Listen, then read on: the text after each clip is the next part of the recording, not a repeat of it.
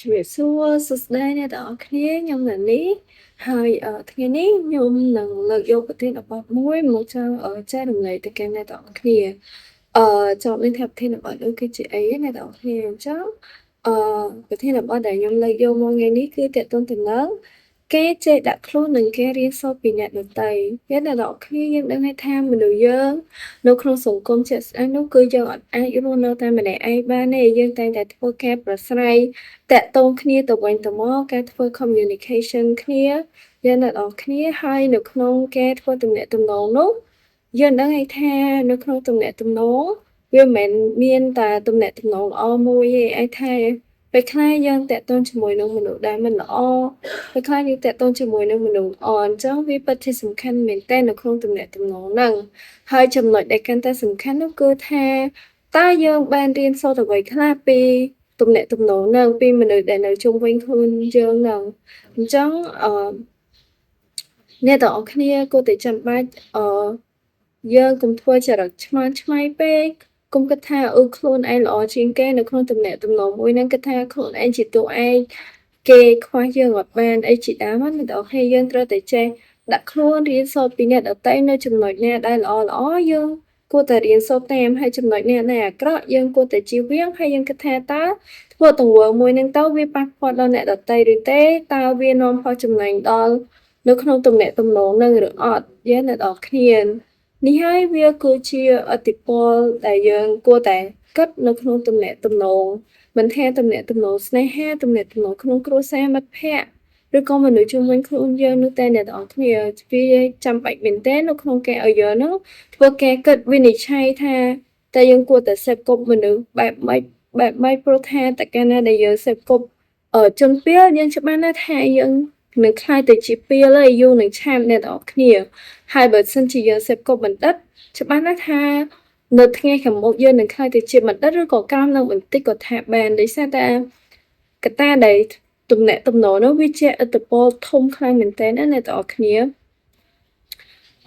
យើងដឹងហើយថានៅក្នុងការរស់នៅមនុស្សម្នាក់ៗគឺគាត់មានអត្តចរិតផ្សេងៗដាច់ដោយឡែកពីគ្នាអញ្ចឹងអឺចំណុចល្អក៏ខុសគ្នាចំណុចអាក្រក់ក៏ខុសគ្នាហើយការគិតផ្នត់គំនិតរបស់គាត់ម្នាក់ៗហ្នឹងក៏ខុសគ្នាដែរអ្នកទាំងអស់គ្នាអញ្ចឹងអឺយើងទាំងអស់គ្នាគួរតែចេះគិតវិនិច្ឆ័យឲ្យបានច្បាស់លាស់ថាយើងគួរតែបន្តនៅក្នុងទំនាក់ទំនងមួយហ្នឹងឬអត់ឬក៏យើងគិតថាមនុស្សម្នាក់ហ្នឹងអឺគាត់តែងតែនាំរឿងតែងតែបង្ហាញនូវអាកប្បកិរិយាដែលអត់ល្អមកកាន់យើងហើយមួយវិញទៀតយើងសម្រេចចិត្តថាតើយើងគួរតែទុកគាត់នៅក្នុងទំនាក់ទំនងនឹងឬអត់ឬក៏យើងចង់អឺចាកចេញពីទំនាក់ទំនងមួយហ្នឹងពីព្រោះថាវាពិតជាជះឥទ្ធិពលធំខ្លាំងមែនទែនអ្នកនរគ្នាអញ្ចឹងវាចាំបាច់ឲ្យយើងចិត្តដាច់ដែរអ្នកនរគ្នាពេលខ្លះដោយសារតែបើយើងអត់ចិត្តដាច់ទេវានឹងជះឥទ្ធិពលមកកាន់ជីវិតរបស់យើងធ្វើឲ្យជីវិតរបស់យើងអាចនឹងដូចម្នាក់ហ្នឹងក៏ថាបានដែរអ្នកនរគ្នាហើយអ្វីដែលសំខាន់នោះគឺនៅក្នុងទំនាក់ទំនងដូចខ្ញុំនិយាយចឹងអ្នកនរគ្នាគឺយើងមិនបាច់ចាំធ្វើចរិតតួឯងគិតថាគេខ្វះយើងអត់បានយើងល្អដាច់គេមិនចាំបាច់រៀនសូត្រពីគេគិតថាខ្លួនឯងហ្នឹងល្អគ្រប់យ៉ាងតែងតែពេលដែលយើងធ្វើខុសយើងតែងតែទម្លាក់កំហុសទៅលើគេគឺអត់ទេអ្នកនរគ្នាតែកាលណាដែលយើងធ្វើបែបហ្នឹងអឺយើងនឹងក្លាយទៅជាមនុស្សដែលអាត្មានិយមហើយនឹងទៅខាងមុខទៅគឺនឹងលែងមានអ្នករាប់រកឯអ្នកគ្នាអញ្ចឹងការដែលធ្វើចរិតតួឯងហ្នឹងវាមិនមែនដូចតួឯងនៅក្នុងរឿងទេណាអ្នកទាំងអស់គ្នាតួឯងនៅក្នុងទំនាក់ទំនងគឺ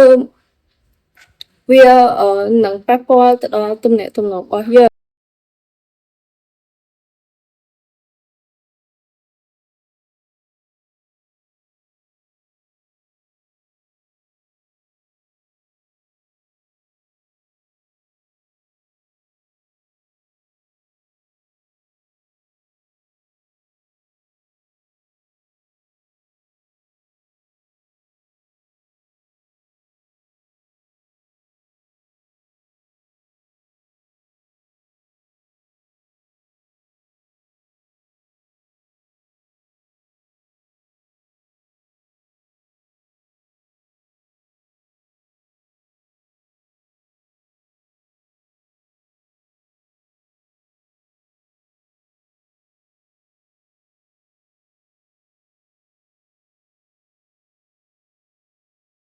អ្នកនរគ្នានេះគឺវាគឺជាទឹកចិត្ត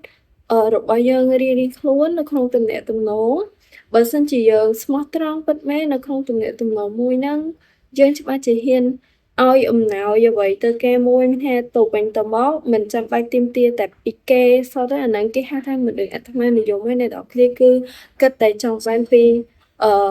ម្ខាងគឺអត់ទាន់ផ្ដល់ឲ្យគេវិញហ្នឹងគឺប្រៀបដូចជាយើងជាមនុស្សដែលអត់ទឹកចិត្តទេអ្នកនរគ្នាដោយយើងគឺជាមនុស្សដែលគំរាមអញ្ចឹងគេនឹងគិតថាយើងអត់អាចសេពគប់នៅជាមួយគេបានយូរអង្វែងទេដោយសារតែយើងគិតតែពីផលប្រយោជន៍របស់គេយើងអ្នកនរគ្នាហើយជាចុងក្រោយក៏ខ្ញុំមានតែប៉ុណ្្នឹងឯងសម្រាប់ចែករំលែកទៅកាន់អ្នកនរគ្នានេះវាគឺជាគំនិតផ្ទាល់ខ្លួនរបស់ខ្ញុំហើយនឹងការដែលបានអានសៀវភៅមកដែរអ្នកនរគ្នាអញ្ចឹងបើសិនជាអ្នកនរគ្នាគិតថាវីដេអូនេះមានប្រយោជន៍សូមជួយចុច like subscribe មួយអរគុណច្រើន